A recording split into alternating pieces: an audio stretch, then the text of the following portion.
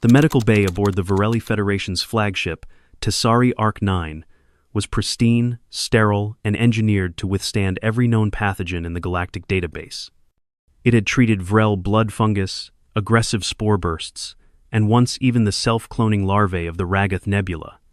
But nothing in the Tri-Sector's most advanced medical archives prepared Dr. Kellen for the Earthman, who walked in holding a swollen hand and muttering something about a misjudged crate corner and 2 left feet. The human's name was Drew Carver, mid-30s by Earth standards, lanky build, shaggy blonde hair that never quite obeyed gravitational norms, and an accent that confused even the universal translator. Kellen stared at the hand, then looked up at Drew. "You claim this occurred due to blunt trauma?" "Yeah," Drew nodded, grimacing. "Crate fell. My fault. Kind of slipped while trying to stack rations. Felt a jolt, some tingling, figured I sprained it or something." Kellen, tall and teal, skinned with bioluminescent veins, flicked his multi-lens oculars forward and ran a standard dermal scan. No fracture appeared in the superficial reading, but there was mild swelling and subdermal bruising. Nothing to panic over. "Standard protocol," Kellen murmured, nodding to the medtech, who activated the deep tissue scanner. The device hummed. Drew flinched. "Is that thing supposed to feel cold inside my bones?" "You are not feeling the beam, Mr. Carver. That is psychosomatic discomfort." Kellen had just finished his sentence when the medtech gasped. A moving blur appeared on the screen. A thin, dark shape shifted under Drew's skin near the metacarpals. It pulsed once, then again, then slithered. "Internal parasite," the medtech whispered. "It's breathing," Kellen added, transfixed. Security was summoned. Within 3 minutes, the medbay was surrounded. Drew blinked in confusion as containment shields powered up. "Okay," he said slowly. "That feels like an overreaction for a sore hand." "You have a living organism inside your body," Kellen snapped. "Uncatalogued, mobile. It is evading direct scanning and has its own metabolic rhythm." Drew looked from Kellen to the screen and back again. "Oh, the leech?" There was a solid 5 seconds of silence. "The what?" "The leech," Drew repeated, slightly annoyed. "I put it on this morning to reduce the swelling. Old Earth trick. The saliva has anticoagulants and stuff, and they suck out pooled blood. Works wonders on bruising." "You voluntarily applied a parasite to yourself?" "It's not a parasite," Drew protested. "It's more like a medical tool. Has a bit of a PR problem, sure, but they're safe. This one's name is Bernie." "You named it." "Well, he's doing a service. Felt like he deserved it." The medtech looked like she might pass out. Kellen gestured for the isolation shield to be lowered. "Remove it. Immediately." Drew sighed and reached into his kit pouch. "All right, but you guys are seriously behind on complementary medicine." With a practiced flick, he unwrapped the gauze around his hand.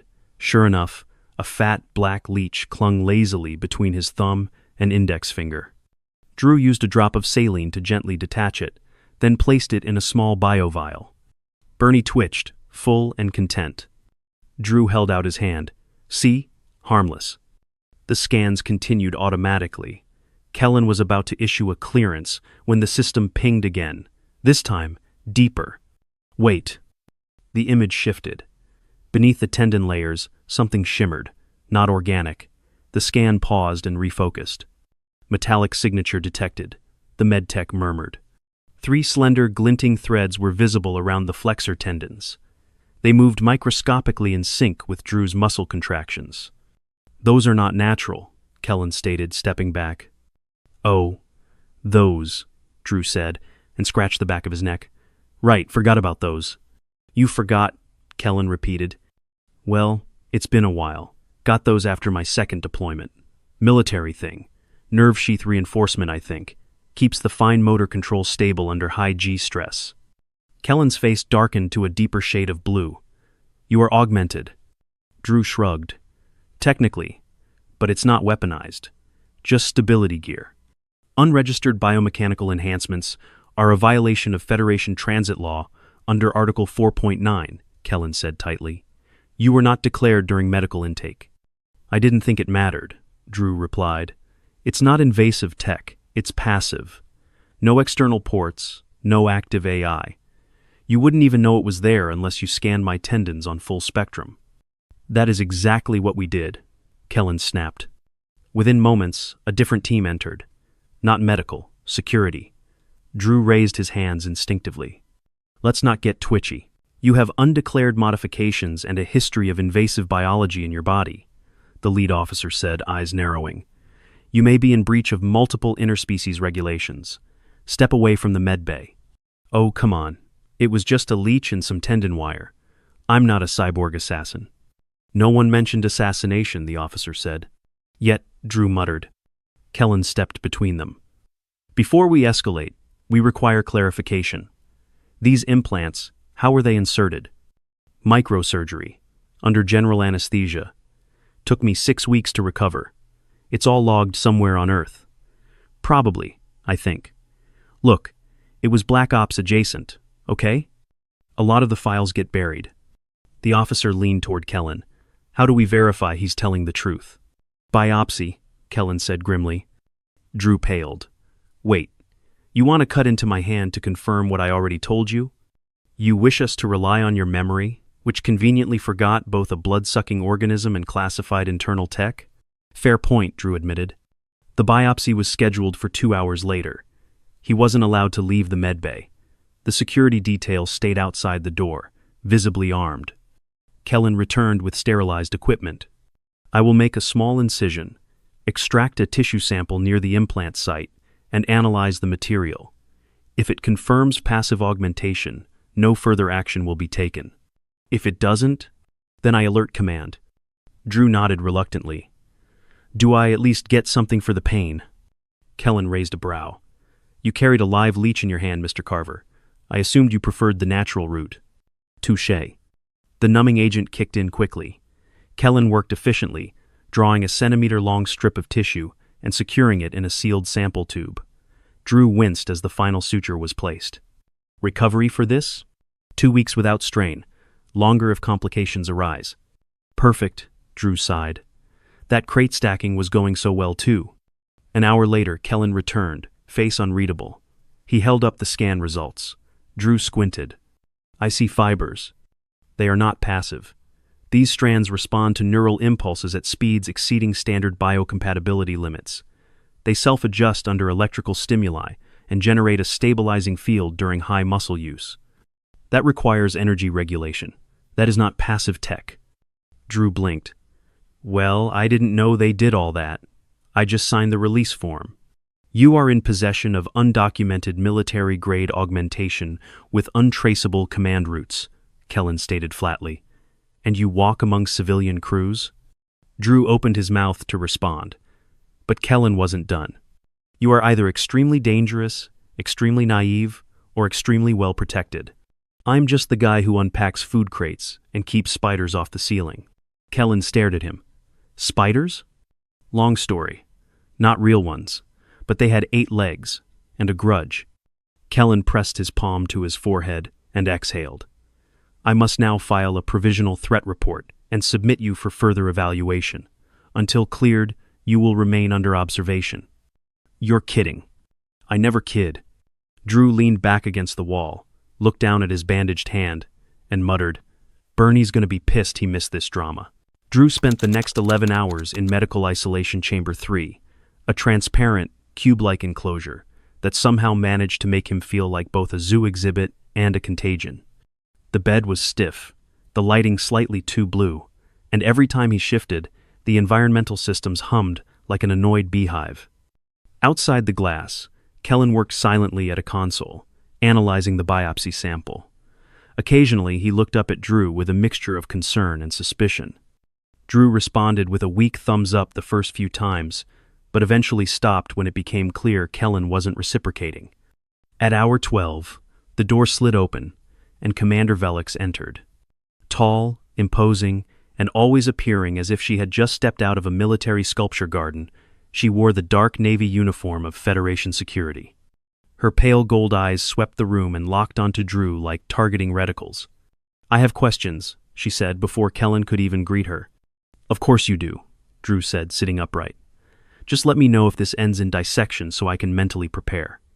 Velix ignored that. She turned to Kellen. You've confirmed the implant is active? Yes, Kellen said. And uniquely engineered. It appears Earth origin, but with modular reactivity that suggests a level of synthetic organic interface we've not seen outside classified labs. Fantastic, Velik said, and turned back to Drew. Who are you really? Drew Carver, civilian contractor, stack things, sometimes fix leaky vents, once wrestled a coolant hose into submission, but I don't think that counts. Kellen handed Velix a data pad. She scrolled through the readings. No biometric uplink, no external control port, but the implant reads muscle tension and seems to correct torque ratios in real time. That kind of system requires calibration algorithms. I told you, I had no idea it did all that, Drew said. I thought it was just some kind of support mesh for fine motor control. Velix didn't respond right away. Then, almost offhandedly, she asked, Have you ever experienced heightened strength or endurance beyond normal human limits? No, Drew said quickly, but then paused. Well, maybe once, when I lifted a storage panel that was definitely over my limit, but I figured adrenaline was kicking in. There was a fire nearby. Sort of. You just remembered a fire? Kellen asked. I was busy trying not to get roasted. My memory has priorities. Velix exchanged a glance with Kellen. We need to determine if his enhancements can be externally activated. I really don't think I'm a sleeper agent, Drew said. I still cry at some commercials. Pretty sure that disqualifies me. You may not be aware of any activation protocols, Kellen said calmly. We've seen this before, implants that respond to environmental triggers or neurological thresholds. That may be why you're unaware of their full capacity. Velix stepped toward the containment glass. Until further notice, you are classified as a potential threat. You will remain under observation. We will run non-invasive tests first, but should anything activate, you'll be restrained. Comforting, Drew muttered. Is there at least lunch involved? No, Velix said. Even less comforting.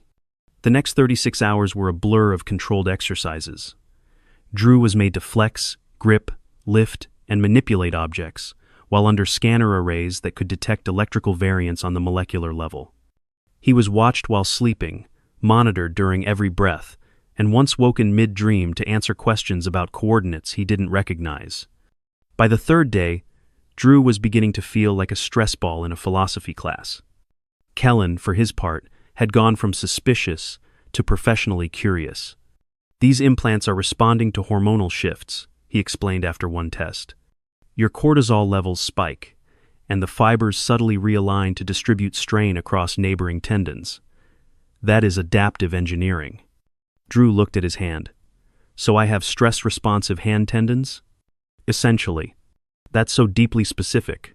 There may be more, Kellen admitted. We haven't scanned your other limbs yet. Drew froze. Wait, are you suggesting these things might be in more places than just my hand? We must be thorough, Kellen said. Can I request sedation for surprise revelations? Number. 2 days later, Drew was transferred to an enhanced diagnostic chamber, a spherical room with suspended sensor drones, and a 360-degree motion tracking platform. He was stripped to a scan suit and strapped to a rotating axis that slowly tilted as Kellen began full-body scans. It took 2 hours. At the end of it, Kellen returned with a single line that made Drew feel very, very cold. There are 3 more implants. Drew stood up too quickly and had to catch himself on the rail. Where?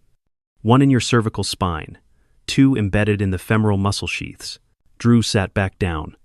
The spinal one. What does it do? Unknown. Possibly a coordination regulator. Possibly inert. Possibly dormant. Velix entered the chamber. She had been watching the scan from a secure link. You're now classified as a biomechanical carrier with unknown augmentation. Until Earth authorities provide matching medical files, you cannot be cleared for unrestricted contact. I never asked for these things to turn into a diplomatic nightmare, Drew said. I just wanted to stop my hand from swelling. Speaking of which, Kellen said, checking the previous biopsy site, the recovery is progressing normally. Scarring is minimal. Sutures can be removed in 3 days. Drew groaned. Silver lining. Kellen looked back at the scan display. We're not done. Drew stiffened. What now? One of the implants responded to your REM cycle last night. Very faint, but it emitted a pattern. A signal? Not exactly. More like a rhythmic fluctuation, like a heartbeat echo. Drew swallowed hard. I'm gonna go out on a limb here and say that's not supposed to happen. Number, it is not. Felix crossed her arms. We need a behavioral neurospecialist, and Earth needs to respond to our data request, immediately. I submitted the request to Earth Command 3 days ago, Kellen said. No reply, no acknowledgement. Felix exhaled. We may be dealing with a blacklisted program. Drew looked between them. Wait, blacklisted? As in illegal? As in so secret even Earth doesn't want to admit it exists, Kellen clarified. Well, that's perfect, Drew muttered. I'm basically carrying around government secrets I didn't even ask for. Do I get hazard pay for this? No, Felix said again. Hours later, Drew was alone in the diagnostic chamber when the lights flickered. A low hum vibrated through the walls. He sat up, suddenly aware of a tightening sensation in his right thigh. A pressure. Subtle, but growing. He pressed his hand against it. Then, movement. Not like Bernie. Not alive. Like a flex, a coil tightening, something internal responding to something else. Drew inhaled sharply. The implant was active. Kellen, he said, tapping the wall console. We might have a situation. Within seconds, Kellen burst into the room with a medkit and scanner. The implant had warmed by 2 degrees. Its fibers twitched subtly, then settled. No external trigger, Kellen said. Then what was it? I don't know, Kellen admitted, but it activated while you were alone. That suggests autonomous feedback. Like it's thinking? Number like it's listening. That didn't make Drew feel better. 2 more days passed. Earth Command finally replied. A single transmission. Classified Implant Series Delta 71. Subject, Carver, Drew. Status, authorized. Complications, unknown. Monitor for anomalies. Do not extract. Felix stared at the message. That's it? No technical specs. No behavioral notes. Not even an implant map, Kellen said, frustrated. Then we're on our own. Drew rubbed his temple. I could have told you that 4 days ago. The implants didn't activate again that week.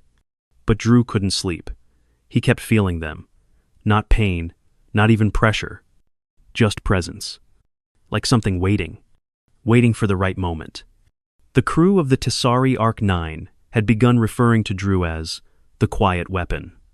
Not to his face, never to his face, but whispers carried far in the recycled air of a Federation ship. Everywhere he walked, eyes tracked him. Conversations tapered off mid-sentence. Even the cafeteria bot hesitated longer before serving his protein ration. Drew tried to brush it off. He spent more time alone, keeping to small tasks in restricted zones where he could still contribute. He recalibrated oxygen valves, sorted mislabeled stasis food crates, patched a humming coolant vent with a strip of thermal tape and 2 apologies, all one-handed, since the biopsy site on his right hand was still healing. The sutures weren't due out for another day. Despite the tension, he appreciated the break from invasive scans. Kellen had called for a 48-hour observational pause. To prevent psychosomatic interference, he'd said. Drew suspected he just didn't want to argue with Felix again over jurisdictional protocol. But even in quiet moments, Drew couldn't shake the awareness. The implants were still inactive, but present, like bones he hadn't known were there. At 19 o'clock ship time on the 6th day, he sat alone in his bunk, nursing a mug of lukewarm Nutri-Drink, when the message came through. Private terminal notification. Sender, Dr. Leon Reese, Earth Medical Command. Message. Mr. Carver, I reviewed your file. I was one of the neurosurgeons assigned to your Delta 71 procedure 8 years ago. You won't remember me. The protocol included partial memory inhibition. Temporary, they said. I argued. Lost. There are things you need to know, confidentially. Meet me via secure link. Use port 14 ampere. Do not involve station command. You are not in danger from the implants, but the ship may be. The message expired within 30 seconds. Drew sat still, heartbeat suddenly loud in his ears. He glanced around the dim room. No surveillance here, he'd checked that first thing after being granted access to private quarters again. Port 14 Ampere was in the communications wing, sealed, generally unused, a backup link in case of long-range relay failure. He weighed the options for 10 minutes, then pulled on his boots, and left without a word. Port 14 Ampere smelled like dust and sterilized metal. Drew keyed in his crew access code and stepped inside. The interface glowed a soft amber. He followed the instructions and activated the encrypted line. Dr. Leon Reese appeared as a holo a moment later. Her features were sharp but kind, older than he expected. She wore a white lab coat that bore a faint burn mark across the pocket. "Drew," she said, smiling briefly. "You look better than the last time I saw you. You remember me. I don't remember anything, not even the prep. I just woke up in a recovery bay with a tube in my arm and a certificate saying I was fit for duty." Reese nodded. "That was by design. I'm guessing you're not supposed to be talking to me. Not without clearance. But things have changed." Drew crossed his arms. "Tell me what these things in my body really are." "They're not weapons," Reese said. "They were never meant to be. That's not comforting. They're biomechanical stabilizers, early generation. You were part of the Delta 71 program volunteers selected for high-risk deployments. You agreed to have them installed after the Joint Operations Act expanded civilian-military integration. Your mission profile required precise, fine motor retention during neurological stress. We created implants that synced with muscle groups and adjusted dynamically to your nervous system. That sounds pretty great. Why hide it? Because something went wrong. 5 of you were implanted.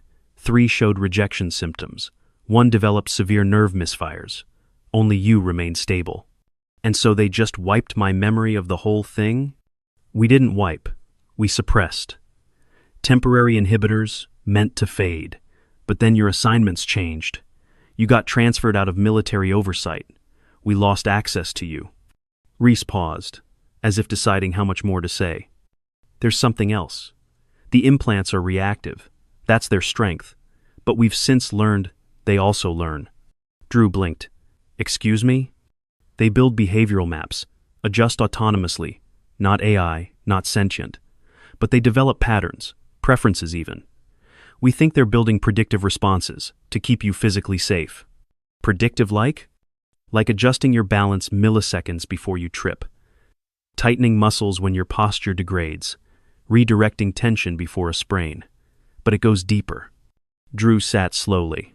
"How deep?" "They might be anticipating threats." He rubbed his temple. "That doesn't sound not weaponized to me." "It's instinctive," she said. "Not aggression, defense. But if the ship's systems, or anyone on board, get misclassified by the pattern." Drew's stomach turned. "You think I'm a liability?" "I think your body may react faster than your judgment. That's dangerous in a shared environment." He exhaled. "They've already started treating me like a walking bomb." Reese leaned closer. "Then you need to prove you're not. Any advice? Test them, push the pattern, let them surface, then show command you're still the one in control." Drew ended the call with his heart hammering. He left port 14 Ampere and walked back to his room with his jaw tight and hands trembling. The next morning, Kellen removed his sutures. "Clean healing," he said. "Minimal scar formation." "Good," Drew muttered. "You appear unsettled." "I had a conversation," Drew said carefully. "One that helped connect a few dots." Kellen watched him closely but said nothing. "I want to run a voluntary test," Drew continued. "Extreme stimuli. See what triggers the implants. I need to know what I'm carrying around." Kellen hesitated. "That is not advisable without oversight." "Then oversee it, but I'm not sitting around waiting for something to go wrong. Either I figure this out, or the ship bans me from every vent and corridor." "You think Velix will let me near another toolkit without answers?" Kellen didn't answer for several seconds, then nodded slowly. "We'll do it under controlled conditions. Physical simulation chamber. Tomorrow." The chamber was a large hexagonal space with variable gravity nodes and configurable terrain panels. Drew stood on a raised platform, dressed in a flex rig suit. Kellen and two medtechs observed from behind a transparent wall. Velik stood behind them, arms folded. "Begin with manual stressors," Kellen said through the comm. A drone launched a weighted object at Drew's upper chest. He caught it, staggered, and let out a surprised grunt. The implants in his legs tightened slightly, he felt it. Next, uneven footing. The terrain beneath him shifted into a steep slope. He stumbled, nearly fell, then suddenly found his balance snap back, like something inside him yanked his body upright before impact. "Implants are active," Kellen confirmed. "Minimal energy expenditure. Subtle correction pattern." Then came the real test. A projectile fired at his right arm. A blunt, padded impact ball, but fast. Drew didn't move in time. His arm did. His forearm twisted before he could react, catching the ball in a reflexive block. His muscles hadn't done that. The implant had. Alarms chirped. "Implant activity spike," Kellen said. "Neural sync increasing." The chamber darkened. Kellen's voice came through the comm again. "We're going to simulate a high-stress, low-light scenario. This may elevate the reaction." The platform shifted. Beams of light flickered. Another drone activated, simulating an attacker. Drew's breath quickened. The drone lunged. He moved before thinking. Not fast enough. The drone hit his left side, sending him to the ground. He groaned, rolled onto his back, and then nothing. The implants didn't respond. Not to the pain, not to the threat. "Kellen," he gasped. "They're not activating." Kellen frowned. Vital signs stable. Minor contusion, but no implant response. Drew sat up slowly. "Why not?" Velik stepped forward. "Because they're not protecting you from pain. They're protecting you from fatal risk. That wasn't real enough." Kellen nodded. "They're not universal enhancers. They only act when your system passes a specific stress threshold." Drew shook his head. "So I have internal bodyguards who show up only when I'm actually dying?" "Essentially," Kellen said. Velik studied Drew for a long moment. "You understand now. You're not a weapon. You're a survivor with extra armor." Drew exhaled and let his body relax. The implants pulsed just once and settled again. Drew sat in the observation suite, legs dangling off the edge of the diagnostics platform. For the first time in over a week, his hand didn't ache, and his thoughts weren't spiraling with unknowns. The implants still hummed under the surface, silent, obedient, but they felt less like a lurking shadow now, more like a misunderstood tenant. Kellen tapped through his readings, brows lowered in concentration. Velik stood behind him, expression neutral, but no longer suspicious. The room was quiet, broken only by the soft chirps of med scanners and the occasional shift of a monitoring drone. Drew cleared his throat. "So, what's the verdict?" Kellen glanced up. "Your implants display conditional autonomy. They react only to threat levels that exceed your baseline tolerance for harm, which, by human standards, is abnormally high." "I do stub my toes a lot without crying," Drew offered. "Maybe they think I'm invincible." "They learn from you," Kellen said. "Adapt to your rhythms, your limits. They've synced to your behavior in a way we didn't expect. It's not programming, it's familiarity." Velik stepped forward. "What's the functional risk level?" "Low," Kellen admitted. "Unless he encounters something lethal, the implants stay dormant. When active, they operate defensively, never offensively. There's no embedded weaponization." "Then we're done here," Drew said, hopping down from the platform. "Right? No more lockdown? No more sterile pajamas and tests involving drones that punch?" "You will still require periodic monitoring," Kellen said. "But you are medically cleared for limited duty." Velik nodded once. "Stay out of secure tech bays. Avoid conflict. Report any new activity. Otherwise, you're free." A grin spread across Drew's face, wide and sincere. He raised his bandaged right hand in a salute. "Understood, Commander." Later that day, he returned to Deck 7, where the maintenance crew worked among humming conduits and the sweet, ever-present scent of ion lubricant. A few heads turned as he walked in, carrying a standard-issue tool belt and a datapad under one arm. Halston, a senior tech with the complexion of a sunburned apricot and the personality of a malfunctioning vending machine, narrowed his eyes. "You cleared?" "Fully," Drew said. Halston didn't move, then slowly nodded and handed him a line recalibrator. Vent 6 keeps ghosting. Might be a fried sensor. Or a ghost. Dunno anymore. Drew took it with a grateful nod.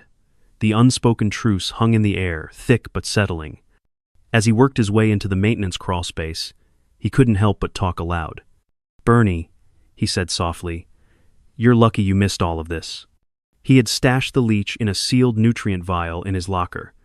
Kellen had insisted it be analyzed before reintroducing it into any non-Earth biosystem, but Drew was holding out hope. Bernie had, after all, started this whole adventure. It felt wrong to leave him out of the ending. 2 days passed without incident. On the third, an alert sounded in the corridor, non-emergency but urgent. Drew emerged from the crawlspace to find MedTech Rella waving at him. "Drew, you're wanted in medbay." His gut tensed. "What now?" "It's not about you," she said. "Well, not directly." He followed her quickly. When they reached the diagnostics lab, Kellen was hunched over a display, reading unfamiliar code. Beside him sat an open container, the same one Drew had left Bernie in. But it was empty. Drew blinked. "Where's—" "He expelled something," Kellen said without looking up. Drew stared. "What?" Kellen pointed to the display. The leech excreted a protein sheath microscopically thin, organic but clearly engineered. We almost missed it. Engineered how? It contains a filament array, absorbs localized electromagnetic frequencies, and mimics surrounding tissue structure. It's a cloaking gel, Drew. For what? For hiding implants. The silence was sharp. "You're telling me Bernie was carrying stealth tech?" "Or mimicking it," Kellen said. "More likely, the leech fed on trace residuals from your hand and adapted its saliva output accordingly. These creatures are highly sensitive. Your augmentation altered its biology. Then it learned to hide the implant's signals?" "Exactly." Drew leaned against the counter. "Okay, but why is this important now?" "Because when we scanned the excretion pattern, it matched an older diagnostic signature and pinged a second leech specimen that was brought aboard on another vessel 5 weeks ago." "Wait, this happened before?" "Yes," Kellen said quietly. "Another human. Similar implant. Cloaked. Their medbay missed it entirely." Drew frowned. "So, I'm not the only one. You were the only one flagged because of Bernie." The leech gave us a roadmap. Velix entered then, holding a fresh datapad. Her expression was taut. "There are at least 3 more humans on record with similar augmentations. 2 on Earth, 1 in transit between sectors, all slipped through with partial medical flags, all classified under Delta Series programs." "So what happens now?" Drew asked. "We investigate," Velix said. "Quietly, discreetly. We don't want panic. Your implants may be harmless, but the next one might not be." Drew nodded slowly. "Do I get a badge for helping expose a galaxy-wide stealth program?" "No," Velix said without pause. "But you may have saved lives." Kellen closed the display. "I've also authorized Bernie for limited reintegration." Drew grinned. "You're serious?" "Containment vial only. No open skin contact. And no naming future medical organisms." "Too late," Drew said. "Bernie's already got a fan club." By the following week, Drew was back to full duty. The swelling in his hand was gone. The biopsy site was a faint scar. The implants hadn't stirred once since the simulation. He kept up with follow-ups, ran his own scans when he could, and even started recording minor logs when his tendons twitched more than expected. But for the most part, life resumed. The ship's crew warmed to him again slowly. He even caught Halston mumbling something vaguely complimentary about his wiring technique. On the 10th day, Drew stood in Storage Bay 4, organizing a fresh shipment of sensor modules when a young tech approached. She was nervous, fresh out of academy, clearly trying to summon courage. Mr. Carver." "Drew's fine," he said. "I heard what happened, with the implants, the medbay stuff." "Yeah, bit of an unplanned adventure." "Can I ask, were you scared?" Drew looked down at his right hand, flexed the fingers. "I was. A lot. Not because I thought I'd hurt someone, but because I didn't know if I was still myself." The tech nodded slowly. "But you are?" He smiled. "More than ever." She left a minute later. Drew turned back to the stack of crates, sighing quietly. Inside his locker back in quarters, Bernie floated lazily in his vial, unaware that his nutritional instincts had cracked open a covert network of military-augmented humans. Sometimes, Drew reflected, the galaxy didn't need explosions or space